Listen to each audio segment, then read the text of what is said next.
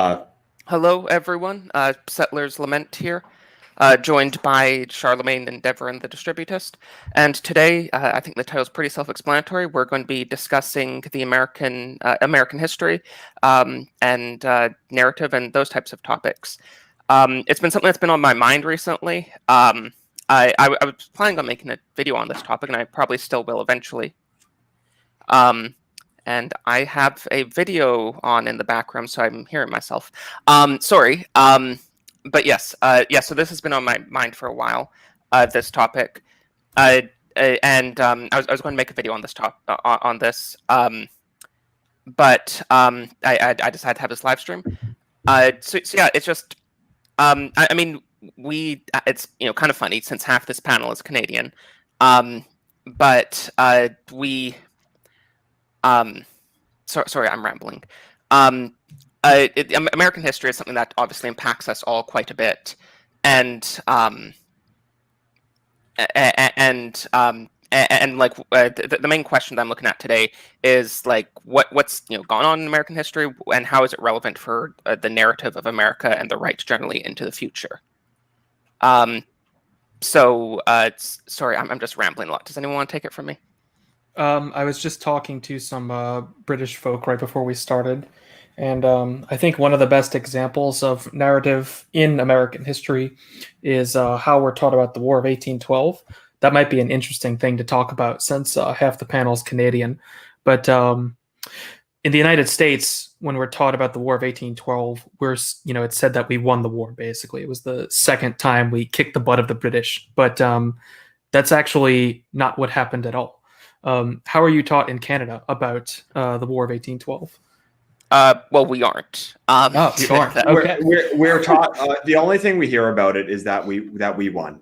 That's it, though. But you see, in Canada, we kind of have like this what I call shit lib nationalism. So it's like we are more progressive than America, and that's why we're better. So a lot of Canadians will think of themselves as being superior, and that's one thing they'll sometimes bring up. But other than that, like we're not taught who Isaac Brock was. We're not taught about Napoleon's embargo against mainland Europe against Britain, and then Britain's embargo against mainland Europe and this trade and stuff like that. We're not taught at all about any of that stuff.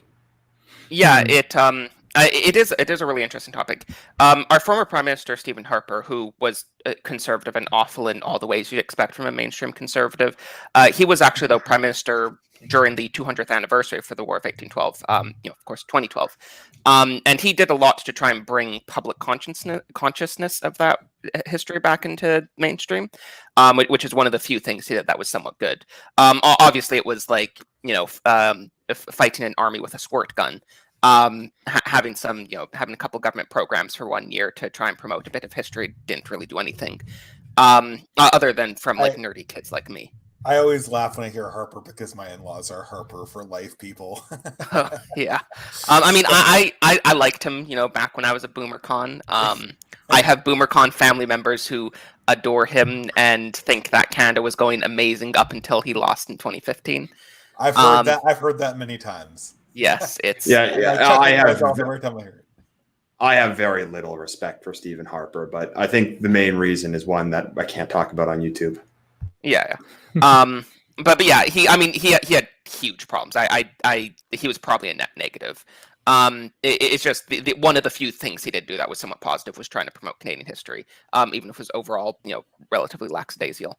But yes, so I mean, like, I was always a nerd, so I was like rented history documentaries from the library. So I learned a bit more about this than normal kids. But I don't even really remember learning about the War of 1812 in school, other than probably as a vague, like, the British and Americans fought in this year. I probably didn't, they probably didn't even really mention that the war went on for several years. Very vague stuff. I think I probably remember them saying something along the lines of how traditionally Canadians have said that they won, but it's actually complicated, which is actually true. I mean, they're saying that because it's left-wing subversion, but it is actually true. It's not really. I don't actually really like this concept of winning and losing wars. I mean, there are times when it's obviously applicable, but there are many if you look at, say, WW2, there's no question about like who won and who lost. there's an obvious military victory there, but in many conflicts, winning and losing can be much more complicated. And 1812 is one of those those cases where, I mean, the main the main argument from the Canadian side would be that the Americans started the war. Americans would, of course, say that they had a valid reason to start the war, that it was our fault for conscripting American sailors. And okay, sure, that's true, but anyone that starts a war says that they have a valid reason for it. And then they pushed into Canada, we pushed them back to the States, then we signed a peace treaty to basically go back to the status quo. So I don't know, it seems like, barring the exception of the Battle of Orleans, that the Canadians humiliated the Americans a bit more than vice versa. That's my basic take on it. So the War of 1812 and the way it's taught in America, I think, plays into one of the larger American history narratives. When I think about how I was first taught American history, and this is like 15, 20 years ago, so it's probably different now. The way we were taught American history is that, America has basically always been fighting tyrants, and we win every time. America has never lost a war, and that's what they say, right? Except kind of sort of Vietnam, but also it doesn't really count, right? So the main narrative that we were given as kids, I think it's the same for a lot of millennials, is that, America is this basically undefeated enemy of tyranny, and every war it's fought, it has won, and it has been good that it's won, and it won because it was good. And I think, for people like us, we sort of see the holes in that narrative, right? As I mentioned with the War of 1812. I'm not sure. I'm interested if Zoomers are still taught this way. Maybe someone in chat can comment on that. But I think this idea of America as the eternal victor over evil is one of the main things that we were taught in school. So I didn't get that very much in highly progressive California. That was a much more minority narrative. And I frankly, I wonder what's even going to happen with the War of 1812, because the main patriotic product that came out of it was Andrew Jackson and the Star-Spangled Banner from the Battle of New Orleans. And I mean, and we're tearing down Francis Scott. We canceled Francis Scott Key, right? So are we going to cancel the Star-Spangled Banner too? I mean, all I learned about the War of 1812 was that it was a clusterfuck, and the Battle of New Orleans happened. That's really all I ever learned about it. And I guess the main products of that battle are quickly being kind of tossed into the dustbin. So, I'm not so sure really what to make of it, to be quite honest. Yeah, I mean, I will say it is one that is, I mean, from our perspective, not really used in any. It's not really used to ferment really any narratives about Canada today, other than just like we're better than America. Other than that, I mean, one of the reasons that it's not even my strongest point in history is because we just are never taught about it. It's very rare for us to even hear about 1812. But there is actually a lot of really interesting. There's actually a lot of interesting sites in Canada that still survive. For example, at Niagara Falls, we have a museum for the War of 1812, which I thought was pretty cool. I think we have several forts from that era, like Fort Henry. There's a fort out in Halifax, which was actually built a couple years later, which was never attacked. But there's a lot of cool stuff left over. But man, I gotta say, it just doesn't seem to really be anything that anyone is conscious of anymore. Yeah, it's I mean, it at one point, very long before I was ever born, it was a very important battle in Canadian history, just because it's kind of a uniting war, where the most famous war in Canadian history is the conquest of Quebec, which obviously 25% of our country isn't incredibly happy with. The French part, for anyone that doesn't get that. The War of 1812 was something that there could be some level of unity between French and Anglo-Canada, but that's all just kind of tossed out because Canada isn't Canada anymore. Canada is the place with free healthcare and Justin Trudeau. One of the another interesting thing is last night I posted a thread on Twitter. I saw one of those classic, which way Western man threads, and it was an image of like this European city or town contrasted with a fairly, I guess you could say, mundane or homogenous suburb. And I found the replies in that thread pretty interesting. A lot of the initial ones were very much, basically what I did was I asked for people to explain what was wrong with the image of the suburbs, and a lot of what I got was these sort of how do you say, people were projecting, I guess, their perspective onto the suburbs because they noticed things that weren't necessarily in the picture, right? Like naming this thing as a hive for bugmen and that sort of attitude, or too inorganic and that sort of thing. But really, when you look at a picture like that, that's just a picture of houses. We know nothing about the houses or the people who live in them. I thought it was interesting how the reactionary right also projects their own narrative, a sort of counter narrative onto American history.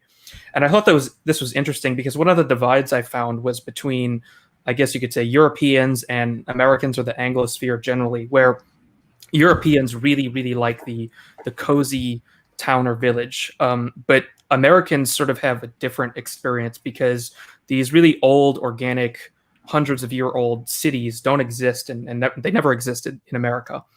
And America is really designed in a fundamentally different way that's kind of at odds with the preferences of the European. And, eventually I started getting more replies from Americans, and Americans, I think, are actually, they do find suburbs of a certain style actually kind of cozy and something that feels like home. And, I think this ties into the American narrative because the suburbs are sort of the interface between the cities and the rural countryside. And, I think part of the classic American narrative is living in, I think, a wholesome suburb. That's actually something that Americans maybe 50 years ago, conservative Americans, would have desired. And I find it curious that a lot of people who are self-described reactionaries seem to have a problem with suburbs categorically. What do you guys think of all that? Yeah, I just wanted to add one more thing. I'll answer the question, but about 1812 that I wanted to bring up is that the Battle of Queenston Heights and the Battle of Lundy Lane, the Lundy Lane being the one at Niagara Falls, which I mentioned I visited the museum for, that used to be in our national anthem. And when Maple Leaf Forever was our national anthem, there was a verse that said, I believe it goes, at Queenston Heights to Lundy Lane, our brave fathers fought side by side. So, it actually used to be something that was very important to like the forming of our national identity, but it's clearly something that's gone by the wayside. As for the question of suburbs, I feel like that's kind of the classical image of Americana, the house in the suburbs, the 1950s aesthetic. And I think one of the reasons also is because of geography. Because America just has a lot more land than in Europe. So what you see with a lot of these European cities is that they just don't have the space to have kind of suburbs like that. So it's a lot more common for people to live in flats, and then or either that or a rural village. Whereas with America, you see that a lot of the people that live in the cities live in the suburbs. So one thing that I found interesting is in Europe is that I actually find that it's kind of the reverse of the American cities, that the city centers in places like some places I spent time, like St. Petersburg, for example, is absolutely like beautiful, but then the suburbs are like kind of shit. But in America, it's the exact opposite. It's that the city center is garbage, but then the outside of the city is just like absolutely beautiful. There's parks, all these rec centers, places to take your kids to play sports. You can take them to a baseball diamond, place to ride your bike. It's kind of, that classic white picket fence America dream thing.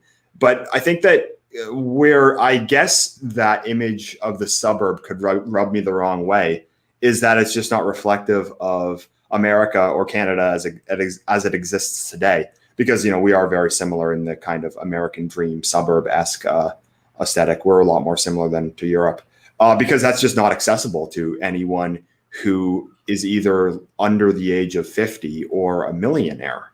Like for example, the suburb that I lived in, the suburbs in Toronto where I'm from, that is absolutely inaccessible to me, probably for my entire life, because in the last 20 years, the housing prices have increased by 500% or something like that. It's just inaccessible. So I guess what's wrong about it is that it's just not reflective of America as it exists today. It's unattainable. Yeah, in Canada, the housing prices, I know it's a problem in America too, but it's especially bad here. In some of the major cities, it's like the average house price is over $1 million. And I know that probably sounds like those are just like the really ritzy areas, and in some cases that's true. But I know Vancouver is the worst in all of Canada, mainly because of massive amounts of Chinese investment. And like even in the poorer areas there, they have like house prices are insanely high. Yeah, like I was giving an example. Sorry, I'll let you answer it in a second, Dave. But like the example is this of how insane this really is, and why I guess this image would rub me the wrong way. In the place that I'm from, there's all these houses that were built in the 50s, and someone will buy one of these houses for 2 million Canadian dollars, tear it down, and build a house 3 times bigger. And it's just like there's just absolutely no way that anyone that's ever going to be accessible to anyone who's not like some multi-millionaire. And that's, I guess, why people would be disillusioned with that image. Sorry for cutting you off. No, the promise of the suburbs was always affordable housing and moderately safe schools, or moderately okay schools. That's what they sold. But I think the reason why people don't like them is because they're undifferentiated. A suburb in Louisiana looks like a suburb in California. It looks like a suburb in Michigan. And all of the rich regional features that characterized America before 1930 are kind of washed away in the suburb. And I think it's a little bit tragic. If you're starting a family, you need to have cheap housing, and you need to have access to education. There hasn't really been a solution to those problems outside of the suburbs. And as Endeavour pointed out, even inside the suburbs, these things are becoming less and less accessible. So I think that's sort of the problem. Initially, I think the idea was that we'd give up regional quality so that we could have financial feasibility or financial sustainability for families. But now it's questionable whether we're even getting a place that's a feasible option for most starting families.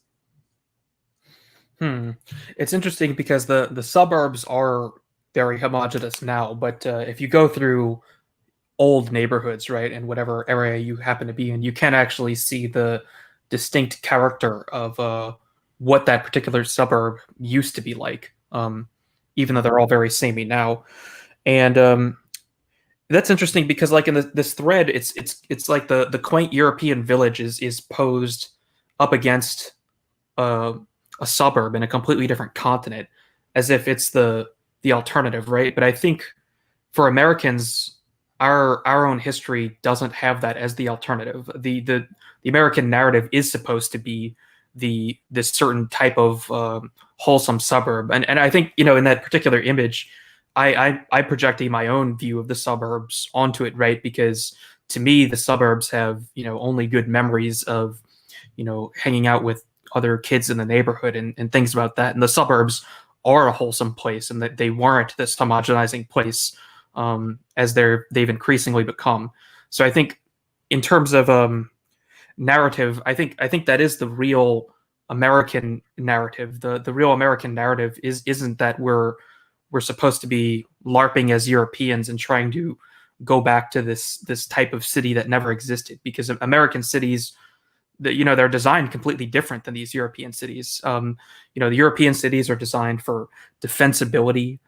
They've been built over hundreds of years. They're designed for particular types of trade, whereas American cities from the beginning are more like hubs of trade. And that's where business is done, right? But there's so much room. You don't have to be crowded into the city. Americans like going away to their own more individualistic places after the fact, and they sort of build suburban communities around the city as opposed to centering their community in the city. There really is a really sharp divide between, I think, European and American culture in terms of history and narrative. We often view ourselves as sort of one civilization, and we are to some extent, but there are differences in our ideals, I think, even for reactionaries that set us apart from each other. Yeah, I mean, I think it's important to remember those types of Twitter threads, as they're obviously always a straw man to some extent or another. And I think I remember seeing the one that you're referring to. And I think what's also important to note here is it's not really a fair comparison, the quaint European village to the suburb. The amount of Europeans that actually live in these quaint villages today is quite small, where the amount of Americans that live in suburbs is still quite large. So I don't think it's really much of a fair comparison. It's probably much more likely to find Europeans living in like a downtown area with brutalist architecture or in tower blocks or something like that than these sort of quaint villages that they'll take a picture of and show how based they are on Twitter. I think there is actually a deeper problem here, though, which is applicable in both Europe and the Americas, that the sort of absence of regional uniqueness in architecture and in the style of these things, where you can go anywhere in America and these things generally look the same, and this is true in most newer parts of European cities too, where you can see very clear distinctions in older architecture, but newer architecture is standardized.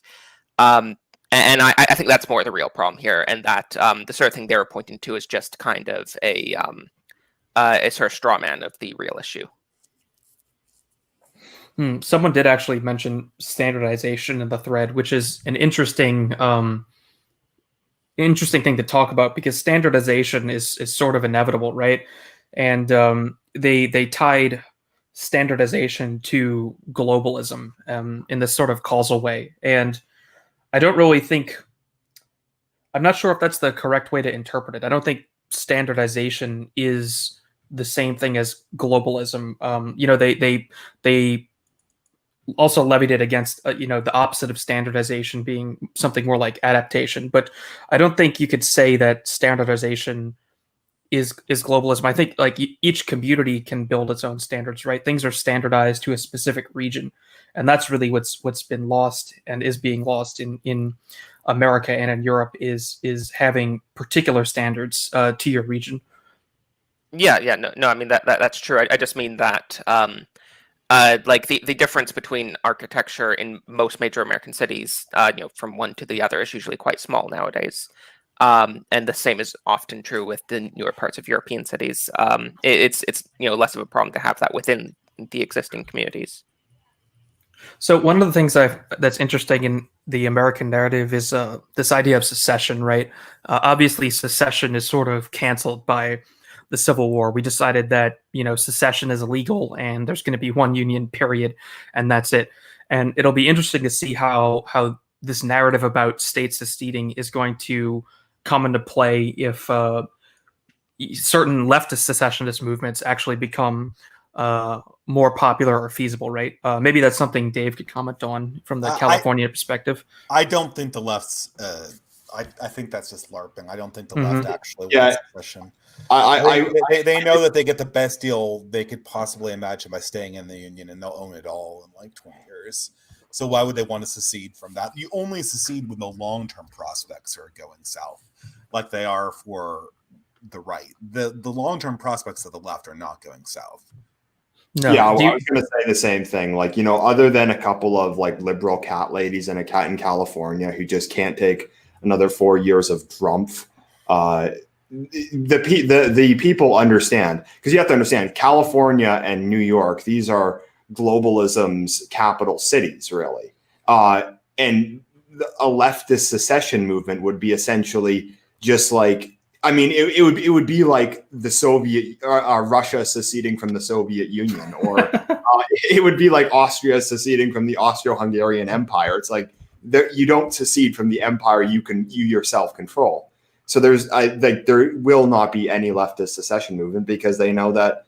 I mean, there's a couple of, ideologue idiots that might talk about this, but the people that are actually in control, they understand that it's just a waiting game, and if they don't get what they want in 2020, they'll just get it in 2024. So there's never going to be a leftist secession movement, and also you just have to understand that the goal of the left isn't to separate from the right; it's to leech off of the right. Really, it's to destroy the right, whereas the right actually, it's to conquer it. We actually want secession. Makes sense from our perspective because we want to remove the parasitism, whereas their goal is parasitism, so it wouldn't make sense. Yeah, and they have a very strong missionary spirit. They're not okay with having a region that has traditional values or something like that. They think any existence of anything that they disagree with is like a violation of human rights, however moderate it is. So it's only a question for them of how long will it take to how long will it take for them to conquer us. They're not happy to allow us to go separate ways. Yeah, Tucker Carlson put it well in a speech last year. What he said was that the redneck in Alabama or whatever, for lack of a better term, he couldn't care less about the degenerate crap that the New York liberals are doing up there, as long as it doesn't come to his community. But you tell the New York liberals that there exists these guys in rural Alabama that don't believe in gay marriage. They're just outraged by that. They're just how dare they not believe in this? Let's go force them to accept it. So it is a very different mindset. Yeah, this is one of the really baffling things about the leftist narrative that's increasingly becoming the default narrative about American history is their inability to see that ability to successfully project power across the entire evil empire that they live in actually works, and that they're actually the ones in charge of the evil empire, which basically means they're evil, right? I'm curious on any of your thoughts on how they actually resolve this in their head, or if they even bother thinking about it at all. I mean, there have to be some leftists who see this sort of inherent contradiction, right? They have the word racism. That's it. It's just that it's racism, and racism is the ultimate evil in the world. And anything that is racism, that being anything that's good for people of European descent, is evil and must be exterminated, really.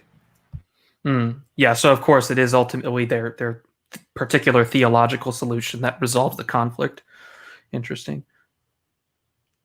And that is basically the neo-reactionary take on how that works. I think that the left, again, they're not a monolithic force, but their project was always a humanity-wide project, and this focus on sort of independence of various communities and anti-imperialism was one that was, for most of the intelligent people, most of the intelligentsia, it was cynically embraced.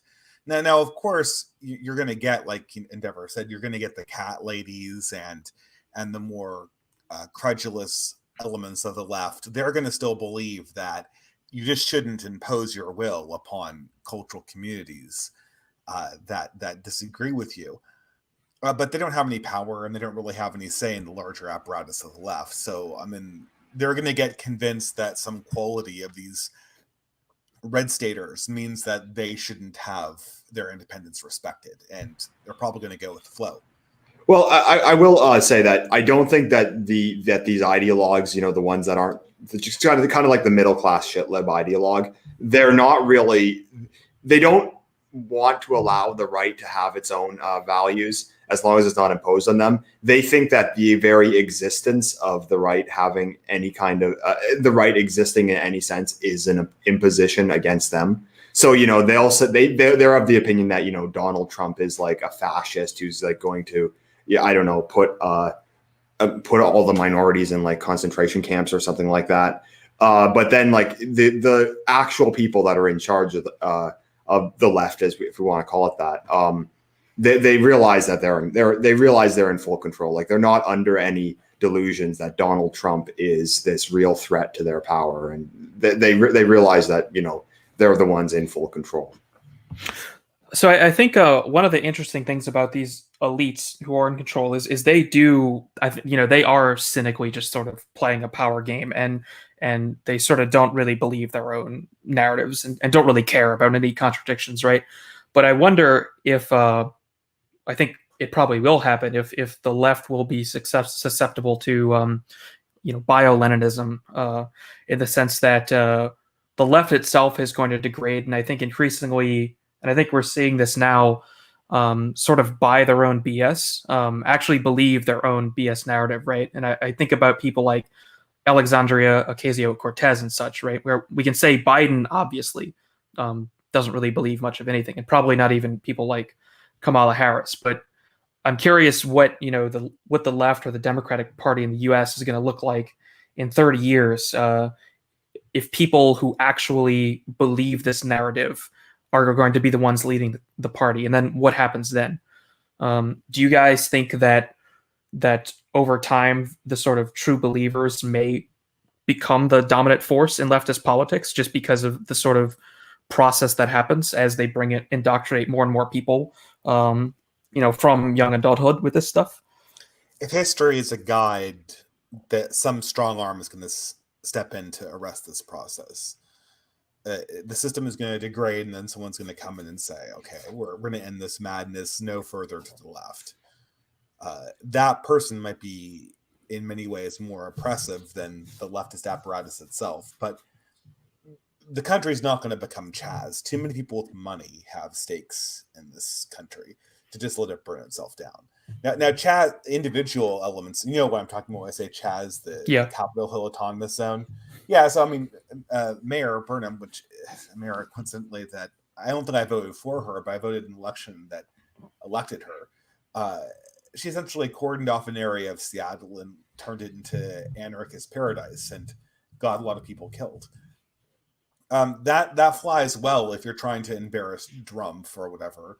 And if the neighborhoods in question are ones that aren't going to retaliate against you in a meaningful way. But that can't be the tactic for the entire country. I don't think they can afford it.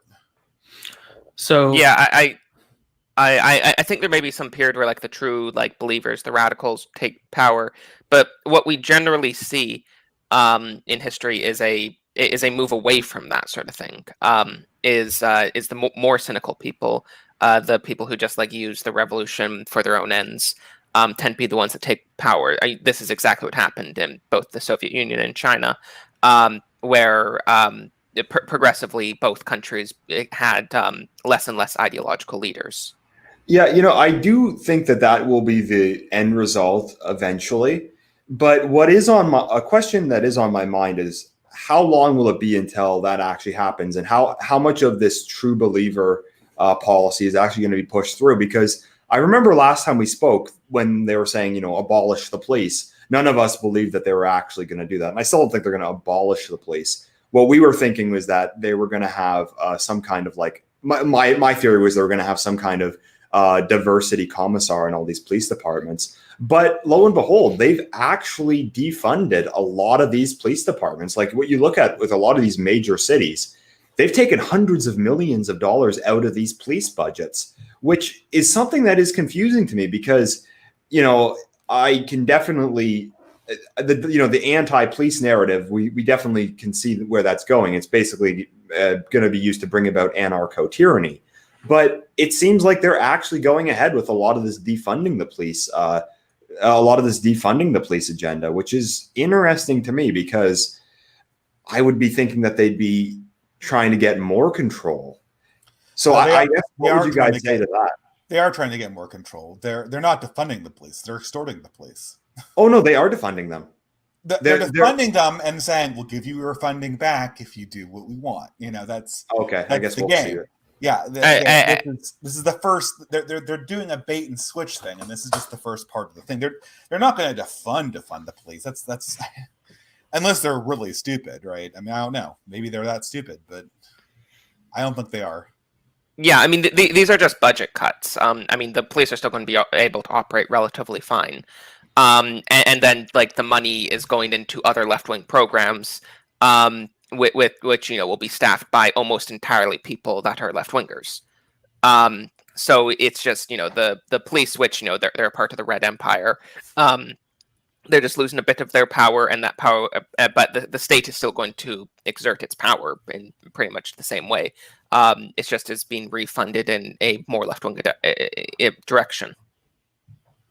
So, in this recent article about the Mensheviks, Moldbug talked about prescriptions and sequestration, as something that would have to be done against the cathedral when a new regime came in.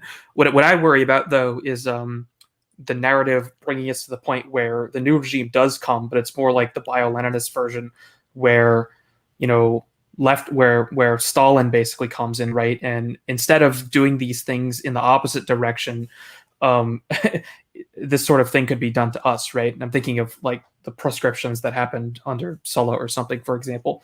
And I think we have to take on board the fact that we might, within a short period of time, be heading to the place where, people like us might have to literally flee the country because if a dictator or something like that actually reforms the regime in a way that's more orderly, but isn't orderly in the reactionary direction, that system might be very interested in actually just persecuting and getting rid of us for real, right? Because there's really two ways to go to restore order. It's the reactionary way, where you return more to a classical system of government, or you go all in on the leftist regime and you simply completely purge any remnants of the previous one, right? And I'm really worried about, we talk about oppression now against people with conservative or right-wing views, but I think if we look at history, we haven't really seen anything yet. And I think, I'm not sure if others are thinking about this, but it might really get to the point where you have people looking deep into your past and your what you've done on the internet and stuff, and having more or less an actual Stasi regime happening, where it's bad enough to where you have to actually just leave the country, perhaps even to be employed, right? Oh yeah, that's definitely something that's been on my mind for the last 2-3 years. And I'm not going to say what I've done, but I actually have taken steps to counter that, because we know that it's coming. Because how can they possibly? I mean, I don't know what's going to be the end result, but how can it possibly get better from here? How can our position possibly become more safe? I mean, I don't know how far it will end up going, but just in Canada, there's been many things that the government has done, which none of it is like criminal sanctions, but they've done they've been doing as much as they can for quite a while to try to ensure that that like any sort of conservative aspects of society are shut down as much as possible. Like one example, I've heard multiple stories of hospice centers that are run by the Catholic Church, where the government says, if you refuse to perform euthanasia, we'll shut you down. And of course, the Catholic Church will never allow that, so they get shut down. Or there's Christian universities that they have like very basic like social conservative guidelines, and if you don't embrace gay marriage, they'll remove your accreditation, and they'll remove your accreditation. They already don't give them any funding. And or just last summer, there was this big thing where every summer camp that wanted any sort of government funding needed to sign a pledge saying that they explicitly endorse abortion and that they'll help any children that want an abortion to get one. Now, I mean, none of this is like locking people up for their beliefs. But how far is it going to be until they get to something like churches that don't perform gay marriages aren't allowed to exist? I mean, they wouldn't allow they wouldn't allow a bakery that doesn't serve gay people to exist anywhere in Canada. So why would they allow a church to? Well, they don't, because shutting down churches is something a bit too extreme for them right now. But are they? Is that always going to be? Is it always going to be too extreme for them? I don't know. Eventually, this stuff is going to come down the pipe. Eventually, the regime is going to get tired of dissenters and try to put more teeth into its censoring of them. I think that this is going to cost them dearly in terms of the overall credibility of their vision. The cathedral is not something that it owns history. It will have external enemies as well as internal ones. And there will be other, if there's a functioning community that is willing to live and let live, I firmly believe that there's going to be some power structure on the globe that's going to be willing to kind of deal with them, and that's going to be willing to make an alliance with these traditionalist communities. And if the cathedral in the West is collapsing, if the informational consensus here is collapsing, that will be the negotiation that we eventually have to make. It will be to find a safe harbor within some sphere of power that does not see the practice and continuation of traditional lifestyles as a threat to its political status, which it shouldn't be for most sane regimes. It just happens to be that the current one sees us as a threat. So you've touched on something really important there. Basically these other outside powers that are willing to do business with you. Some people worry, for example, about the rise of China, and the Europeans are very worried about Russia. But I think from our perspective, it's good that the world is moving towards a multipolar world and not an American-dominated superpower world, because that is the global homo pos world, right? Like we don't want China to be totally subsumed into the US system. We want China to be resistant to US influences, and we want Russia to be resistant to these other influences and be their own, first-rate great powers on their own. And what this actually does is this competitive aspect prevents any one ideology from gaining supremacy over, the whole of the civilized world. In the Cold War, there was actually something called the non-aligned movement, which was basically a large swath of countries who basically wanted to stay out of it. Right, that was their whole idea, was to be in a separate sort of geopolitical zone that was just outside of the conflict. And I think that's the sort of countries we want to look to as potentially being some sort of safe haven if that opportunity is available, because if things do get bad enough in the West to where you actually have to leave and go somewhere else, it's either going to be to one of these non-aligned places or even somewhere like Russia or China if they'd have you, right? Yeah, and one thing we have to remember is that we have to separate ourselves from the entity of the state. So, when we criticize the entity of the United States, as it exists, it is a hostile entity to us. Now, that's not to say that we're against the American people. That's not to say I don't appreciate their history and their culture. Of course, I do. But the entity of the United States and the political entity of Canada and every Western nation is fundamentally hostile to us, and we have to view that as the force that we're really up against, because you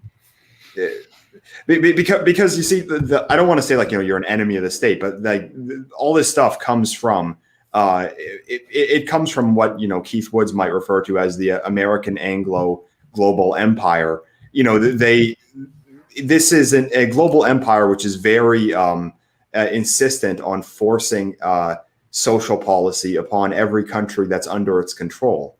They had this great map of all the countries that had Black Lives Matter rallies, and they had them in places like Slovenia, Finland, Japan, Korea. I mean, it's just insane. But what you really see is, and people talk about how base Japan is.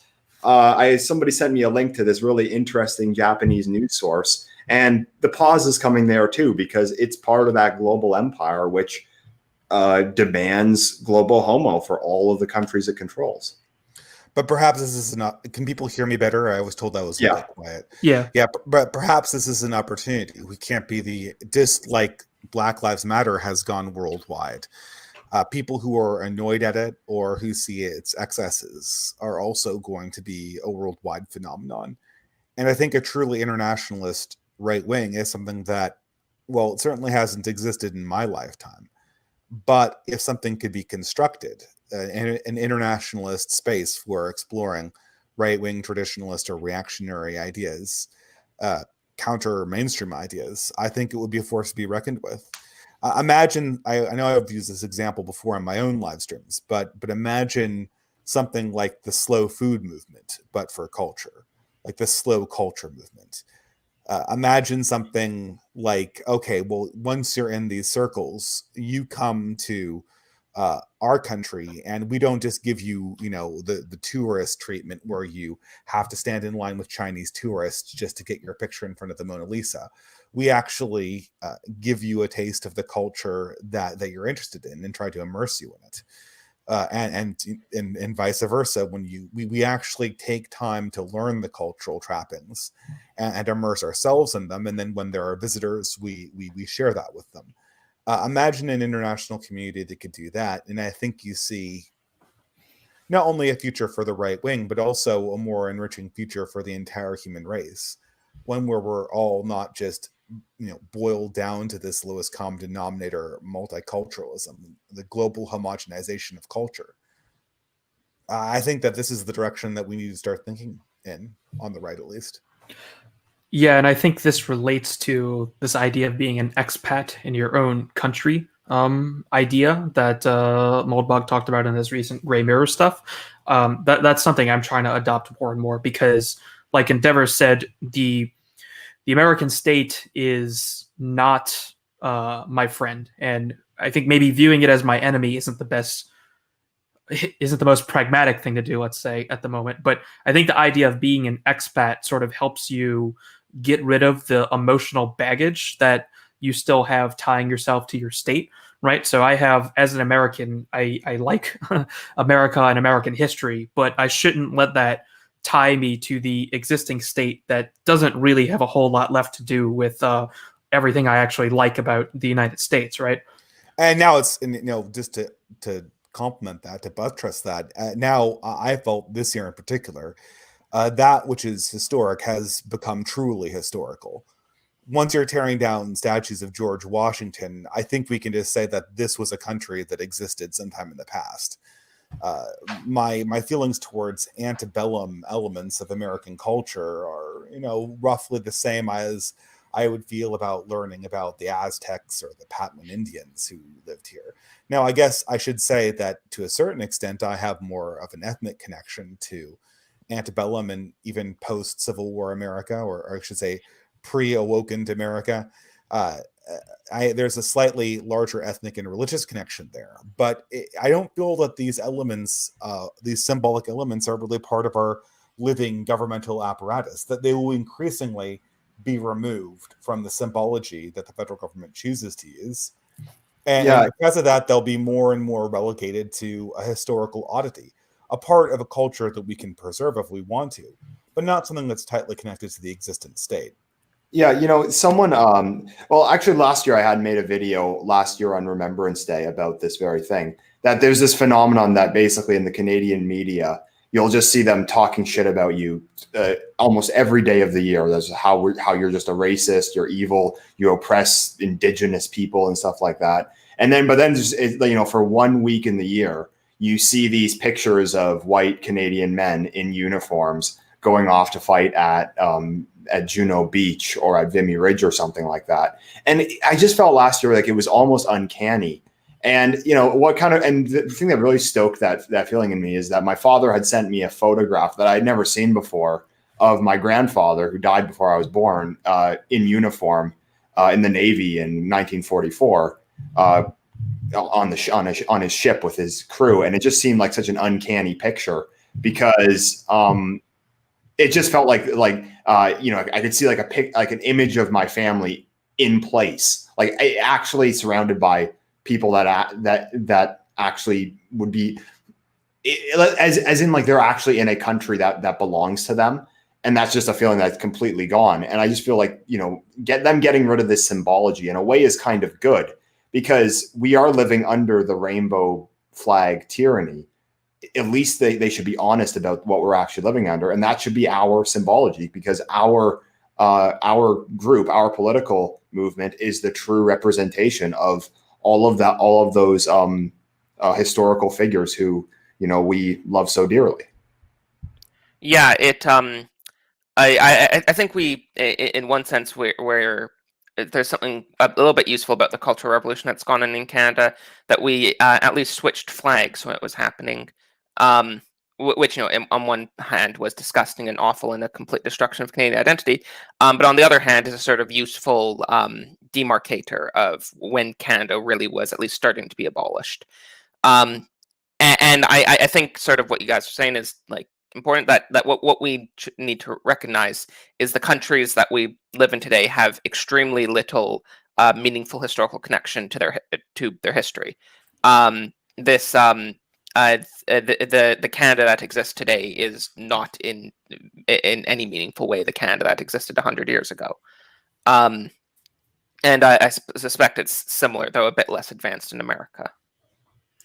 I think this speaks to the true meaning of the clear pill, and I think severing any leftover baggage we have through these narrative ties is critical to do what we've talked about often, which is, the idea of building something new. We always talk about the need to build, and I think the first step to enable you to actually do that is truly severing yourself from these things, in the sense that you would view your idea of what America is the same way as you would view something like the Romans, right?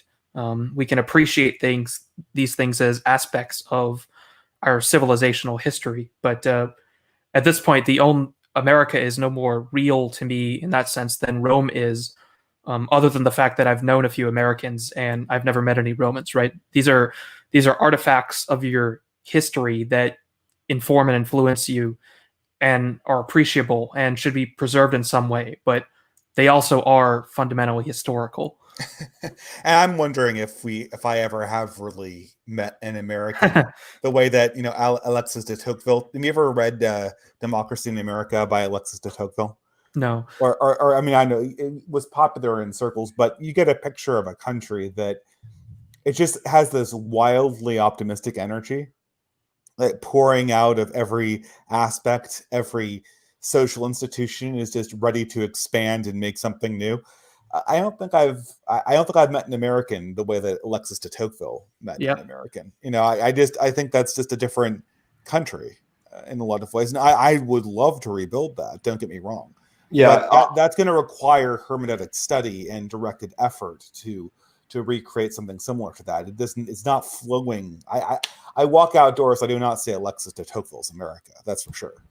Yeah, I spoke to Full Moon Ancestry a couple weeks ago. He's a writer at Countercurrents, and what he said was really interesting. He's an American, but he's mostly of Nordic ancestry, and he largely identifies with his Nordic ancestry, because what he said was that he feels like being an American is like being a Soviet citizen in 1990 or a Yugoslav citizen in like 1992 or something.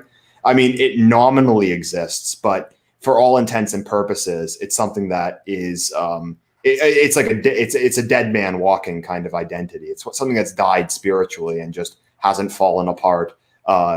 It hasn't fallen apart officially yet, but it more or less is. It's something that's kind of meaningless. And I'm sorry to say that to anyone who's American, but I mean, I feel the same way about Canada. Like, how much do I actually identify as Canadian? Like, how much of the society as it exists today really is something that I identify with? And I guess the conclusion I've come to, I still love our culture. I still love our history. And, I, of course, have most of my family's there. It's been like that for a century. But the conclusion I came to is that it's really not all that much. I mean, I think we should forestall pessimism. I mean, I think the second step to coming to this conclusion is talking about, okay, well, how we create a space for ourselves in this culture that feels like home. And this is something that I tried to get at with some recent videos. I know Curtis Yarvin's talked about this too, but you're trying to carve out a little space for yourself, a little space for your community that feels healthy and that feels uplifting. That kind of feels like, maybe I should use this word, it feels like a safe space for your own sanity and how you think things should and can be. And from that place, we can grow and do new things. And I think this is the task that's ahead of us currently. Yeah, because, speaking of the narrative of America, it's been held up as the ideal the ideal society throughout the world since at least 1945. With the narrative of the American dream and the wealthy house in the suburbs, which we talked about earlier, not being the reality. I mean, as it exists today, there's just nothing good about America, really. I'm sorry to say that. There's just nothing good about living there. Like, I see all these pictures, people wearing masks everywhere. There's a huge pandemic going on, and there's just constant social strife. The social climate is absolutely toxic, and it's been like that for years. And on top of that, everyone's losing their jobs. They can't afford to live. Like, there's just, the system as it exists today is offering people absolutely nothing. The culture's crap. The economy is crap. The social dynamics are crap. People are dying for an alternative. And I think that, the right does need to offer they need to offer like a different way forward, like a way away from, Kamala Harris and Joe Biden and more anti-racism and more Black Lives Matter and more wokeness. There just needs to be like a different way. Yeah, I just wonder if it is possible to even try and move anything in a different way at the moment. After reading the new Moldbug, don't ask questions, just read Moldbug and then wait for more Moldbug, I guess is the theme here. But it's like every move you make seems detrimental to the dissident right? Like, anything we do seems to just play into the cathedral's need to have a villain and a heel. And I'm wondering if his advice in some of his recent articles should be taken. I think sort of the original advice he tried to give back in the original open letter is that there are actually no moves you can make in the game that actually progress your side at all, because all power flows through the cathedral. And it might simply be that we just have to wait and wait for people, the Mensheviks, as he might say, to be ready for Bolshevism, and that's simply it, right? And in this case, I'm thinking of in Britain, you look at like Patriotic Alternative is basically trying to become an actual political party right now, as like the dissident right party in the United States. And I wonder if the opposite track to take is actually correct, because in some sense, like, the longer you struggle against the thing, the tighter the knot seems to become, and maybe we just need to stop struggling. I actually disagree with that quite a bit, because I think that if you're ever actually going to get out of this, you do need to have some kind of oppositional entity for people to actually look toward, and the focus really needs to be to build that. The reason that I'm against the idea that people should support Biden and Harris because they're going to make things worse and that's going to wake people up is because even if people wake up, they can wake up to how horrible the situation is. But unless there's an oppositional entity for people to look to, there really is no way to go. Now, I don't think, we're going to be able to get into electoral politics anytime soon.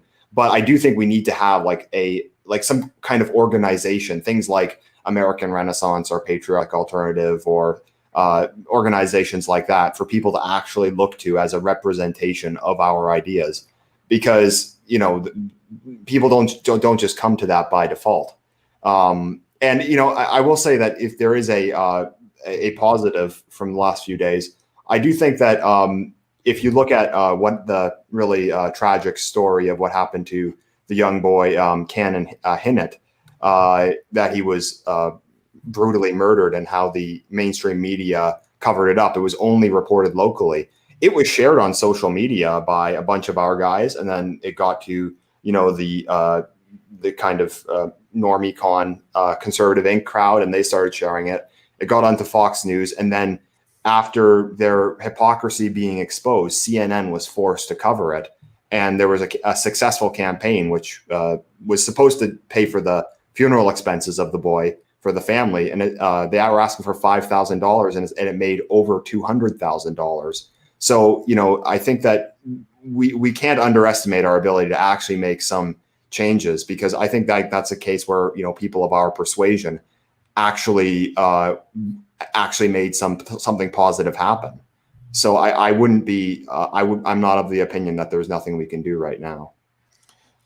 So I mean, I think that I'll take a middle ground. Well, not really middle ground, because I think Charlemagne will agree with this. What we're proposing is not really not to have an oppositional entity, but that to sort of forge an opposition that's constructed by our opponent's thrashing motions rather than our own energy. I do think that, and I intend to, for the rest of my life, be a voice that stands in opposition to the mainstream culture of the West. I think that I think this is going to be a long fight, and I am not going anywhere. But I think with direct political campaigns, our power is so limited. And really, when you look at the victories that the right has had, they have been few and far between. What you see is the opposition becomes distinct when the opposition thrashes futilely against its own internal logic. I'm thinking of the "It's Okay to Be White" campaigns, which is pretty much the only effective thing that the old alt-right ever did. I think there's a lot of work to be done in creating stories and narratives, and, like I said before, alternative spaces where stories and narratives can thrive. But insofar as a political movement, that is the point where we have to be incredibly passive, in my opinion. And I think the opposition will organically form around that passivity. I think that you'll see the cathedral or the mainstream does not have a narrative that works. It's expending an enormous amount of energy and burning a huge amount of its own credibility, trying to come to terms with the fact that it doesn't have a narrative that works. If we focus, I think, on philosophy and the finer things and community building, I think that the more coarse elements of politics, that opposition will form naturally out of what the mainstream does. Yeah, I think my idea here, or not, I hesitate to even say it's my idea, but it isn't to do nothing, right? But it's to not play the public policy game. It's to, for example, take again Patriotic Alternative. Imagine if that group, instead of being an explicitly political group that had political goals and a manifesto, what if it really had nothing to do with politics at all and was purely, a group of people with cultural ideas who helped construct communities in line with their culture in a distributed manner, and didn't try to directly influence politics by playing the game of politics. You see? I mean, here's where my concern. It's that, perhaps that would be the solution if the enemy wasn't like literally trying to hunt you down and destroy you. Like, eventually we're going to need something like a legal defense team that's going to be able to prevent right-wingers from getting fired from their job the second that their political views are revealed. We're going to need some kind of organization that punishes these schools, these corporations who can act in affirmative action. Like, we can't just allow an enemy who's out for blood trying to hunt you down to do so without having some kind of way of engaging with them. If they weren't like actively trying to hunt you down, then okay. But you do have to live in the world we're actually in, and that's where I get concerned with the kind of hands-off the Moldbug approach, because I don't think that's going to work. I don't think that there's going to be this this collapse, and then people are just going to find our views. You need to have some kind of oppositional entity that oh, sorry, go ahead. That people can swear loyalty to. They need something to actually turn to. Well, swearing loyalty to something and creating the sort of oppositional entities are two different things. I think creating a political entity that's distinctly directed against corporate and governmental cancel culture would be something that everyone who's not a progressive should be thinking about trying to do right now and actually trying to get done. I think that this is different than swearing loyalty to a political party like Patriotic Alternative. I think those are two very, very different things. One is reacting to a power grab and is just necessary for us to exist. And something I think something further might come out of that. But I think that idea is very different than swearing fealty to an organization that has pretensions to sort of seize political power at the highest level.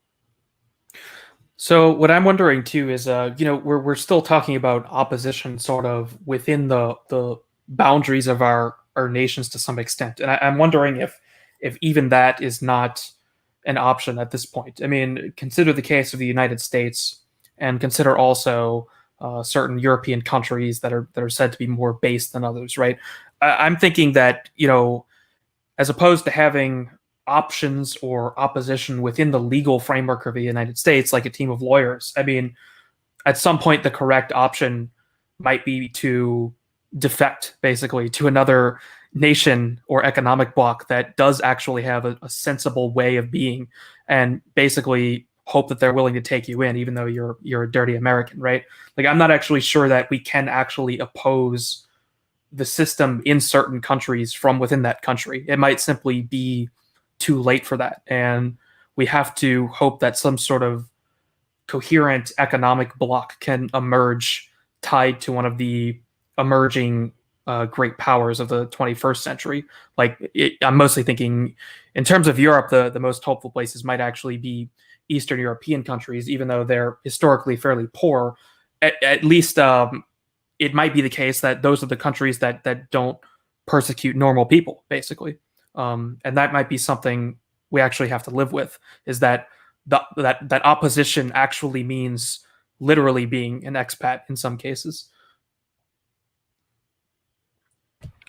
Yeah, I mean that's something that I've thought of. I know many of us have. It may just be impossible to live at least outspoken in Western countries in the future.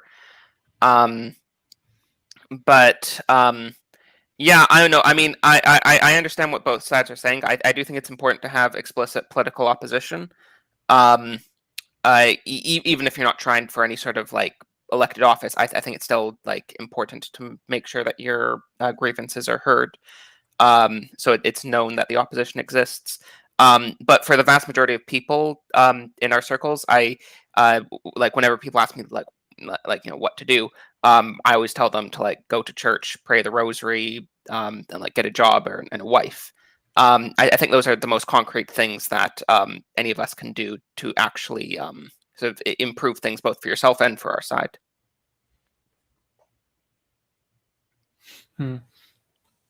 Yeah, that makes sense. I mean, individually, it makes sense to pursue as normal a life as you can, to the extent that it's still possible within the next 10, 20 years.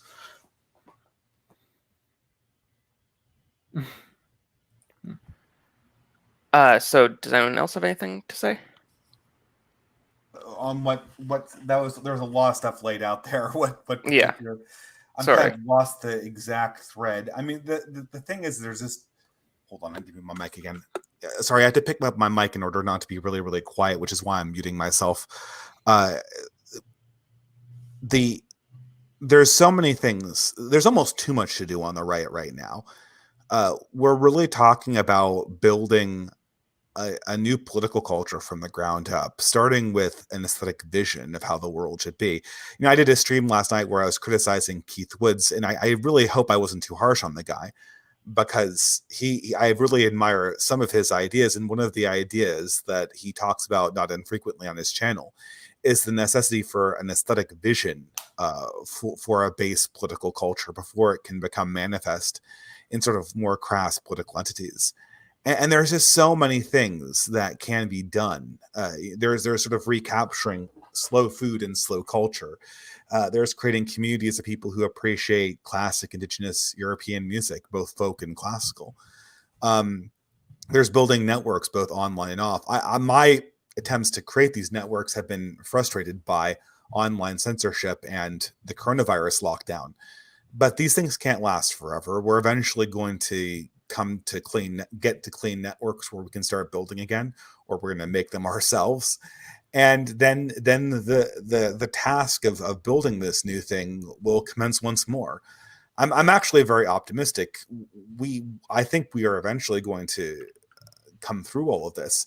We're just at the beginning of the journey, and people constantly want to be convinced that we're at the end of it, but we're not. And we have to become comfortable with starting out on a very, very long fight. And I think if we reconcile ourselves to that, really the entire task of the culture war becomes more about possibility rather than restriction. Yeah, to be honest, I am actually really excited about a lot of countercultural things because, there's just so much out there. Like, the mainstream culture is trash. But what I've discovered is that there's just so much out there that you can get for free so easily with the internet that you don't even need to engage with it. Like, I haven't paid for entertainment, save for 2 movie tickets, which I bought in the last year. I haven't paid a dime for any form of entertainment. Netflix, nope, I don't have Netflix, don't have any of that stuff. You can get good culture for free, and there's just an endless amount of it. So, it's really exciting for me in that respect. But, we also do have to keep our heads in the game, and that, like, you also can't forget the fact that you have an enemy out there who wants you dead.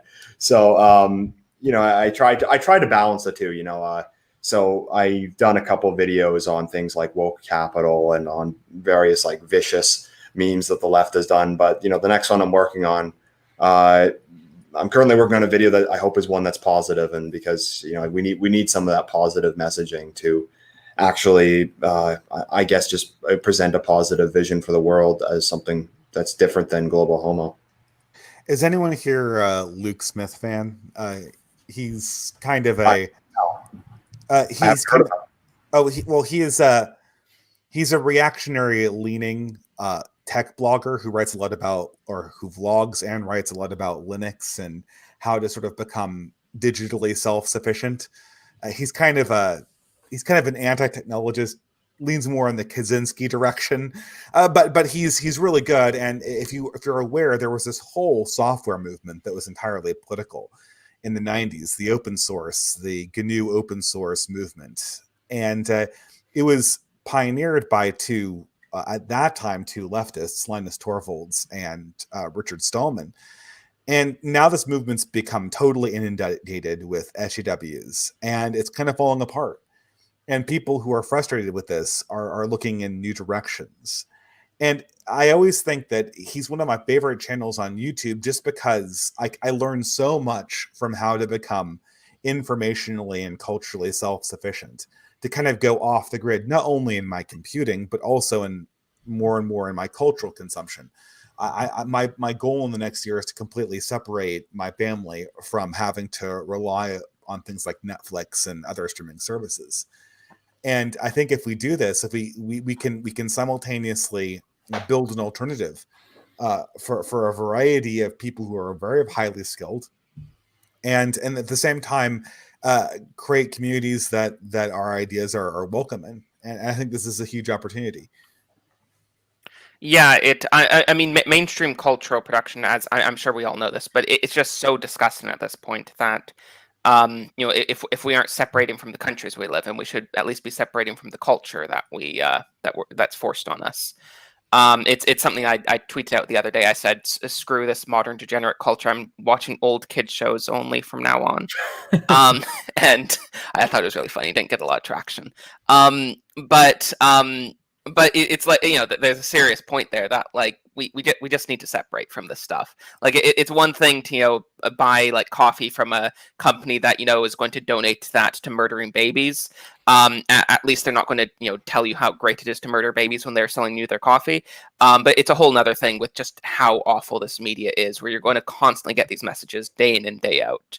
And especially, I don't have a family, obviously, but for those of you who do, it's not like you can't let these messages seep into your children's mind when they're very impressionable.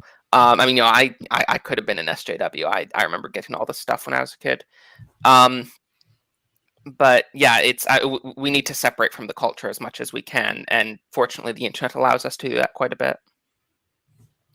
Yeah, it actually confuses me why people still participate in all the modern stuff at all. I mean, there's so much. If you just want to be entertained, there's so much out there at this point that it's beyond all possibility to even consume it. Like, just this week, I watched 2 older movies that I'd never seen before: The 49th Parallel and The Italian Job. Right, and there's like an infinite number of these basically for me to watch if I want to watch something, and I can just not even care about what the modern film culture is doing. And I mean, same for video games, right? I haven't played a lot of games much lately or this year at all, but a couple of weeks ago there was the Steam Summer Sale, and I bought all of the Total War games I was missing, right? And I played through a campaign of that, and now if I want to kill time, I have all the entertainment I want for for hours and hours on end, right? And there's no reason to give any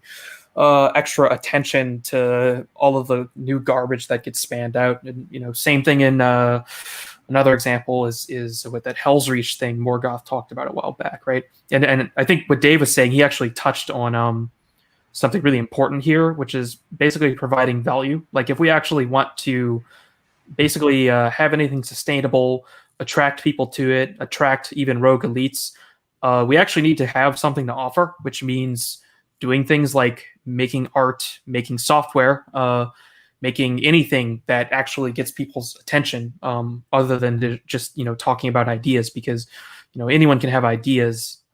That's not really, just having ideas isn't particularly interesting, unless you're one of the top thinkers of all time, right? And you can write books and books, but just making things for people to use is something that's necessary in any culture.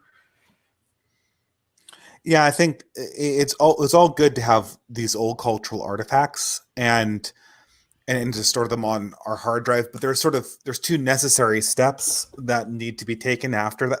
After you have a huge library, and I've moved so much that I haven't been able to collect nearly the physical library I would have liked at this point in my life. But once you have a big library and a big music collection, and you have all the entertainment for yourself, the next step is to create a community where you can experience this culture together and talk about it. So this is things like web radio. This is things like fan communities. This is things like commentary and criticism channels, perhaps even high art criticism if you want to go that direction. And then, of course, after the community develops around these pieces of work, then the next and quite frankly necessary step is the commission of new pieces of art that are produced by the community. I think these are sort of the three steps: the based old art, the community around that, and then the production of new art. And I really think you need all three steps, right? I think that any living community needs to have those three steps. So if you are in a place where you're a consumer, think about how you can turn that into a more communitarian experience. If you're someone who exists inside a communitarian experience, ask what you can do to bring new things, new pieces of art into that community. And I know not everyone needs to be an artist, but I think we all need to have our eyes out for new art that appears and how it relates to that aesthetic and that political mode that we're advancing in our own communities. And I think with these three steps, you have the ground for something much, much stronger and much more organic implicit in that. Yeah, and not just consuming either, but talking about it, right? So if there is something, if you have this collection of old movies, or if you find something new and interesting, you can share it with other people and talk about it, and that's how you can actually help.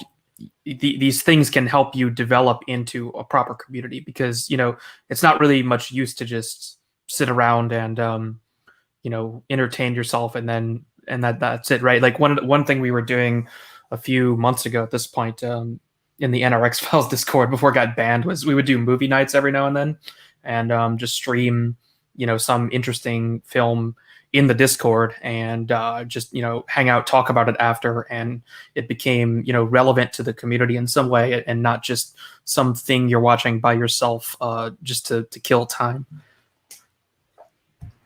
Yeah, I always find that art, it's always more enjoyable when it's shared with others. And sometimes even like the discussion of art is more entertaining than the art itself.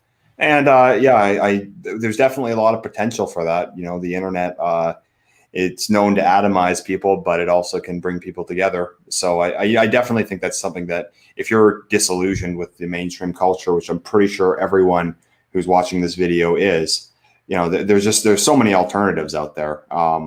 You don't need to deal with it. So I think that that's just one of the easiest ways you can fight back against the mainstream culture is by just not giving them your money. And I mean, I guess Dave made a video recently about this. It's that I kind of have become really disillusioned with the whole like anti-SJW, complaining about go woke, get broke, which isn't even true.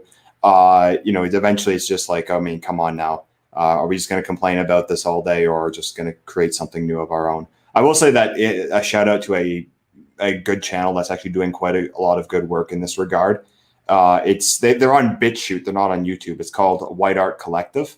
And they've done several podcasts about different themes, which have been actually pretty darn good. They did one on the theme of the outlaw hero. So they played some songs about people like Jesse James and from various different European cultures. They had this song in Hungarian, this poem by an Australian guy, and this was cool stuff that I had never heard of before. And that's and they're kind of making this community where they can share these things. So I'd say if you're looking for the kind of stuff we're talking about, definitely check out White Art Collective. One of the my favorite on the BritNat side, one of my favorite videos. This is kind of a more minor work of this creator, but Morgoth Review did an excellent video about the increasing prominence of Classic FM, which I guess is a British classical music radio station. And that is just the kind of thing, that's just kind of the direction that people who are dissatisfied with the modern culture need to be going. Classical music and interaction with really any classical studies is going to become a narrative that is increasingly hard for the wokies to participate in.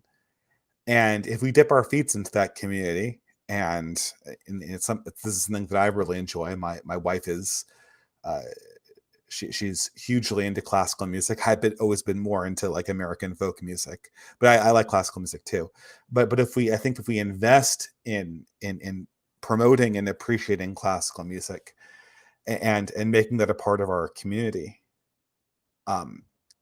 I think you're going to encounter a lot of people who are looking for refuge from the insanity of the modern world, like Morgoth's review pointed out, and that again, that's just one more potential growth area.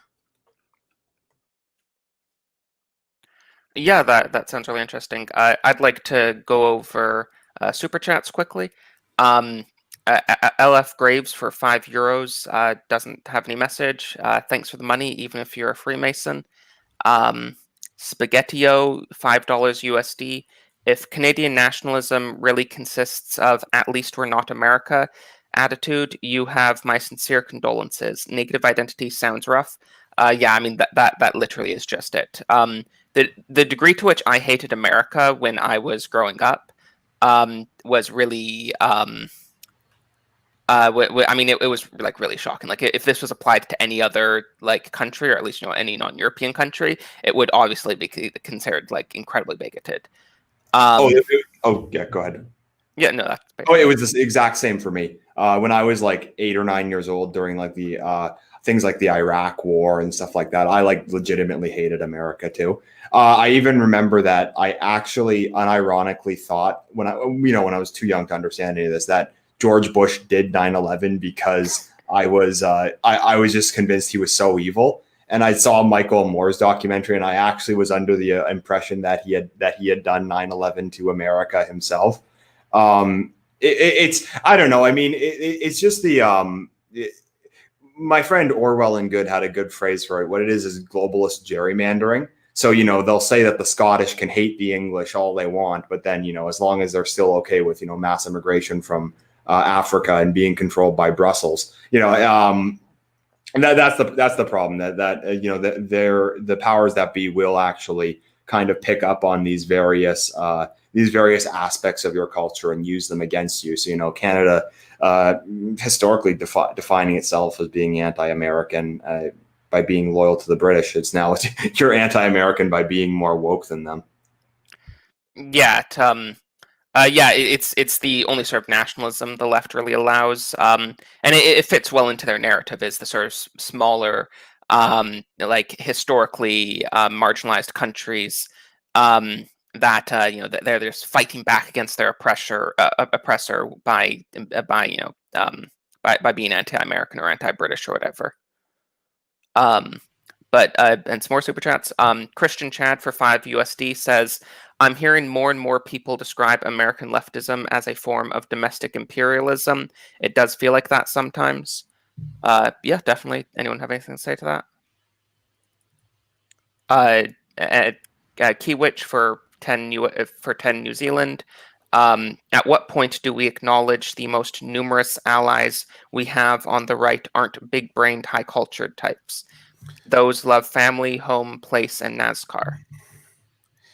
I'd like to actually address both. Oh, go ahead, Charlemagne. No, you go first. Well, okay, now this is the problem with having little sleep. So the first one was how leftism is imperialism, cultural imperialism.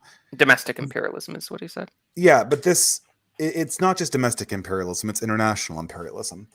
And this needs to be the right needs it, and I'm not trying to cast aspersions on people who want to have homelands for their own ethnicities. I think that's a healthy desire to have.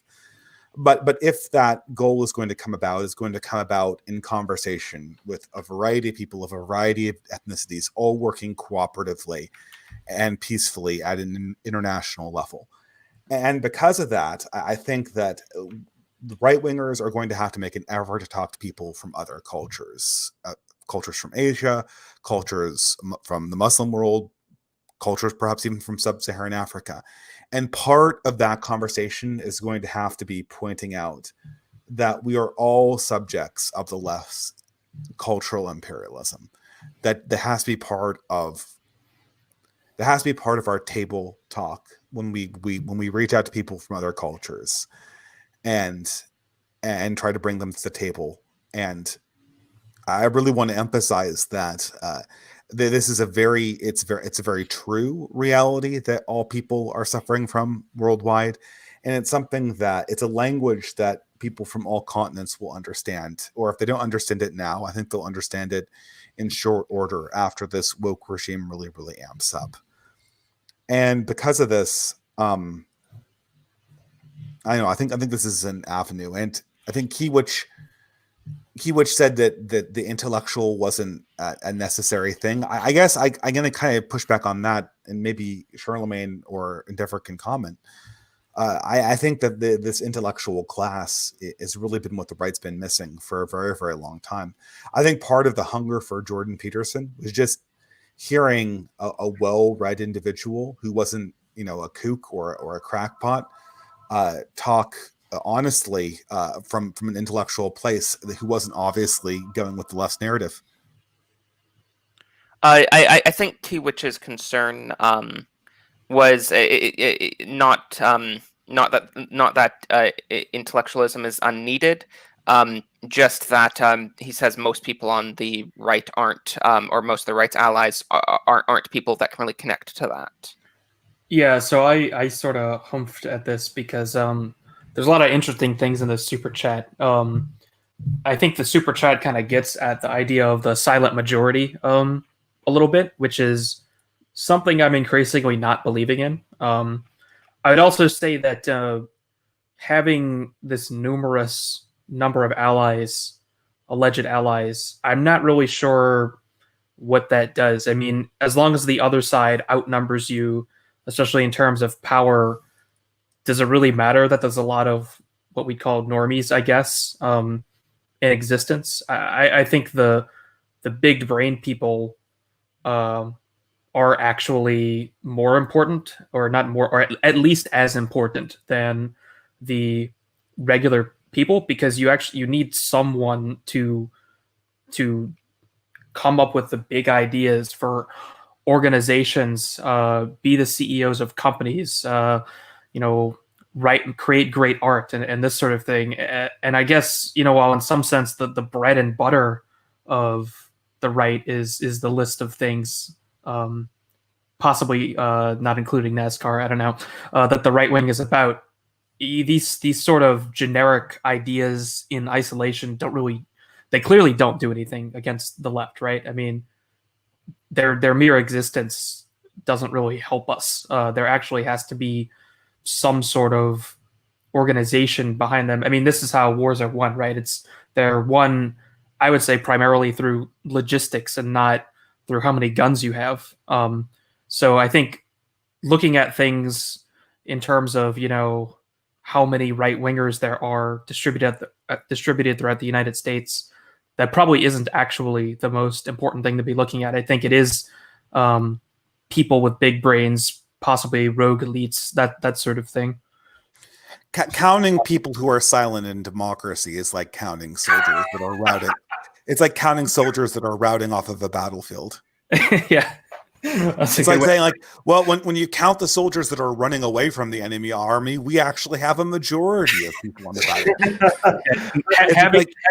Having just played through Rome Total War for the first time, I understand that analogy very well. I mean, in some sense, the people who are routing actually hurt you more than they help you, because seeing people run away, or the equivalent in democracy, shutting up, indicates that it encourages other people to run away and shut up as well. So this silent majority thing, it's not a sign of strength, it's a sign of weakness. Every now and again, it might deliver you a 2016 Trump surprise election. But as we've seen, there's been very little lasting political benefit we've gotten from that reality when it comes to actually moving things forward. Well, what I will say is that the intellectual class that we have today, they've declared family, home, place, and NASCAR to be racist. And yes, literally NASCAR is racist now. So, unless there's some kind of moral justification, and that can only really come through an intellectual class for right-wing ideas, I don't think they really have any chance, because, you can't just have no offense to the middle America, the average Joe out there that just wants those things, but that's just not enough. We believe in hierarchy. Power comes from an elite, and eventually the right wing needs the same intellectual elite that the left has. And I'm not saying that, I'm not trying to pump our own tires here. I'm not saying I'm going to be the one doing that, but eventually you do need to have people in positions of power with our ideas, and to actually make a justification for those things. Did anyone see that the Chick-fil-A CEO on that talk show? Oh my God! But that's a great example, though. That's the perfect example of the normie con. Ever since I've watched politics, normie cons, and especially evangelicals, they've been hungering so much for an elite that could be on their side that they'll take anybody and just superimpose baseness on them, whether they're ideologically based or not. And the most recent sort of falling flat on this was Chick-fil-A, who's become a symbol of not being progressive, because of the Christian issue and because of the homosexuality issue. And the guy goes to this talk show host where he talks about reconciliation from evangelicals, and he gets up, and there's this black guy who bless his heart just looks like a really reasonable person who just kind of dumbfounded. And the CEO of Chick-fil-A gives this speech about how white people need to start shining the shoes of black people. And he turns to the guy's like, what do you really want? And the black guy's like, I don't know, Chick-fil-A stock? He's like, no, a shoe shine. And he gets down and shines the guy's shoes, and the shoes don't even sustain the shine. It's ridiculous. And it's this theater of abasement. And the reason why it occurs is because as opposed to actually finding leaders with conviction, the evangelical, or not the evangelical, but the normie con community just nominate people their heroes, and of course they eventually get betrayed. And this is more or less a function of having no intellectual basis and no moral basis for actually being independent from the progressive worldview at all. Yeah, we need people in power, in positions of power, that their life goal is not to appear to be the most anti-racist person on the planet. Eventually, you need to have figureheads that will actually stand up for ideas, and we just haven't had that. I mean, the only one I can really think of right now with any kind of mainstream support would be Tucker Carlson, and President Trump. I would even say falls into that category. Yeah, I mean, I understand what K-Witch is saying. That like a lot of the stuff we do on YouTube isn't like can't really connect to a lot of people. But that's fine. This is our niche. I think what I think maybe not what I do, but what some of us do is important. And yeah, it's like we don't need to appeal to all aspects of the right wing. This stuff also like flows downhill. So like I said, let's take the example from the left. The average guy throwing a brick through a window and stealing, a Louis Vuitton bag in Chicago hasn't read Robin DiAngelo's White Fragility book. They don't understand critical race theory, but like the ultimate idea of, white people bad, you owe us money, that trickles down. That's trickled down to him. And, we can do the same thing. Like, the average, the average right winger doesn't need to understand, the cathedral or Whig history or, all this other stuff. But, they can't understand things that culture, hierarchy, community, that stuff matters. Yeah, but this is the problem I have with this, is that the more than anything else, when it communicates to the normie right is don't vote Republican, lay low and start building. The problem with the normie Republicans, especially the people from heavily red states, is they think they have something on the cathedral, and they really don't. And I think Charlemagne or Schittler's Lament mentioned this, and I have to get going soon, but I'm just really, really worried that people are going to start spurking out once they start tearing down more statues of George Washington and burning more American flags, which we all know is coming. And I feel that this is going to hurt their interests much. Obviously, it's going to hurt their interests much more. That's going to help them. But I think this is going to be a huge problem. And this is one of the reasons why I've been very positive on pacifism, even though I understand, Curtis does have a number of shit takes every now and again. But I've been very positive on his general perspective of pacifism, because I've been hoping that some of this pacifism might trickle down and get the normie cons and the red staters to sort of realize their position a little bit more than they typically do when they enter into dialogue and then they realize what's going on to their country. Well, what I think that plays into is kind of the dynamic that I was talking about before. It's that like it's not your country anymore. It's not controlled by people who are loyal to you. So where I disagree with the pacifism is I think we need to be building. We need to be building concrete entities that can act in the real world. However, you have to know which hill to die on. You can't choose to die on the hill of a statue that's going to be torn down because the local government is full of progressives, or that you can't die on the hill of like fighting Antifa in the street when you're going to get a criminal record. Like bless the heart of the Proud Boys. I'm sure there's plenty of good guys in their organization, but they're really not that smart going into the street and fighting with Antifa over these progressive cities, which are controlled by people who hate them. So, I think that the answer is that, it's just to move out of the realm of like defending the center right and, move into the realm of, building towards the dissident right. Yeah. I just have one more super chat, and this is kind of relevant for Dave, so I'd like to read it before I ask you go. Spam account for $5 says, been a fan of Luke Smith for a long time. I'd love to see a conversation between you all. Any chance of having him on sometimes? Stay strong, Kings.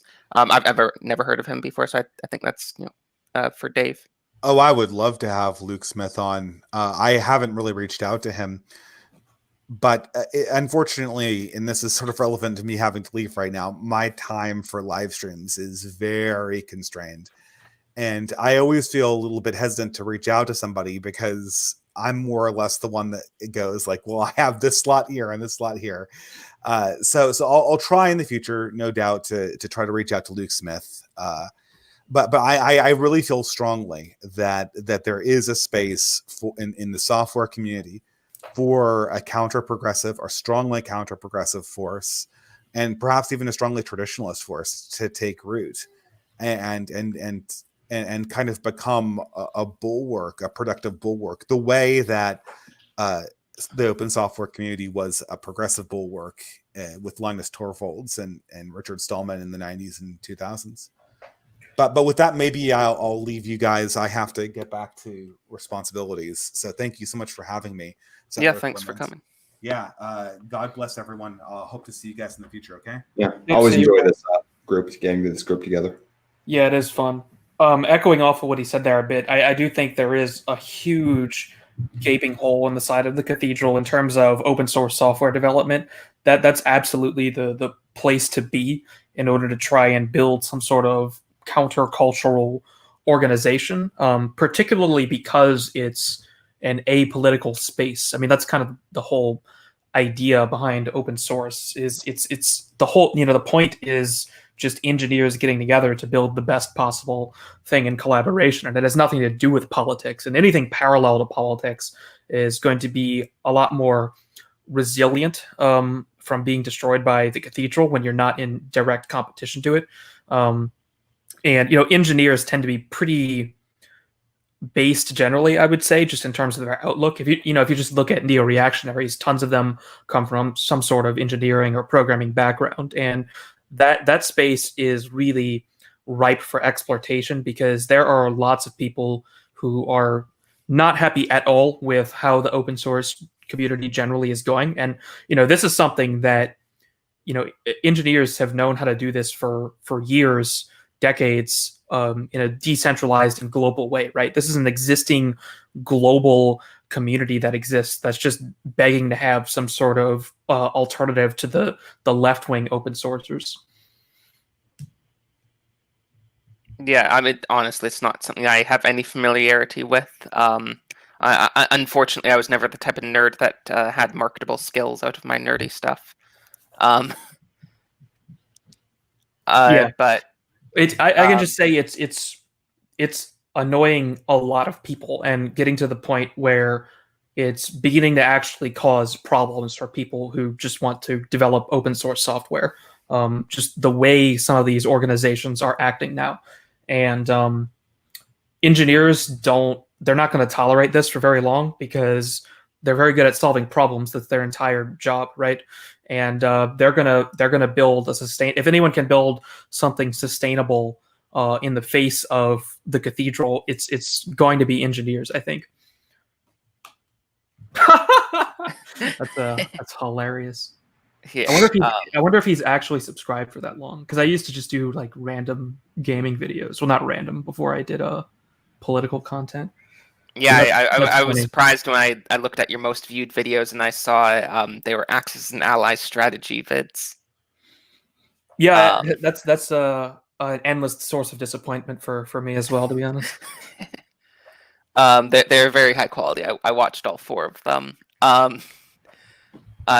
But have the Wignats commented on them, saying that you're the reason that the West is dying today because you played as the Allies and Axis? I actually I don't really get any Wignat comments on them, weirdly. I get a lot of autistic comments complaining about minor rules errors and things like that. Unfortunately, that series, the edition of the game I did the videos on, is the worst version of the game because it's almost impossible for the Allies to win. So maybe it's also the most based version, I guess, from a certain perspective. Yeah. But yes, I don't know much about I don't know much about programming, but one thing I do know about programmers is they tend to have lots of money. So if that describes you, go to subscribestar.com/settlerslament. Just had to get the shill in there. I don't know. Do we really have anything else, or is this time to wrap up? I think this is good. I think okay. There was actually one last point. I wanted to bring one more thing in. Okay. Go ahead. So just again on what the other super chat we were addressing was the idea of our ideas sounding not sounding well to the working class people. I would say that what we're doing as we're sort of operating in the intellectual space, right? And the way these sort of political shifts tend to happen is that there's a number of intellectuals who have ideas, and what the intellectuals, successful ones, do with their ideas is they construct ideas that appeal to the aristocrats, right? And this is a separate class of person. In our modern world, these are mostly going to be business people, right? so what we want to do is we want our ideas to appeal to the elites, usually because the elites can get power with the ideas, and then through the aristocratic class, the ideas reach the working class, right? So there's this filter, hopefully, between us and the working class people. What we're doing, the target audience shouldn't be the entire populace in terms of these, political strategies we talk about. It's aimed more at elite people, and the goal, I think, is really to find people who can use these ideas in a higher level capacity. And to just demonstrate that, like how appealing to the working class, 50 years ago would have mass immigration, white privilege theory, feminism, and the LGBT agenda have been not appealing at all. They would have opposed it rigorously, and they did all along the way, but it was appealing to the elites, and that's why it ended up winning out. It just goes back to the point I made earlier that all societies are dominated by an elite, and you do need an ideology that appeals to them, and it's one that they can get behind. Mm-hmm. Yeah, I do think that's one important thing. Is not to like buy into the democratic meme of how how culture or like politics or whatever happens. It having like based NASCAR supporters, like that's not how change happens. So I'm not saying that there's never should be things to appeal to them, but it's like, it doesn't matter how many based NASCAR watchers there are. And it's not really our job to try to directly appeal to them. Right. We don't want to be trying to wear too many hats, right? Like someone does have to appeal to them, and it does matter that they exist, but those people aren't us. Yeah.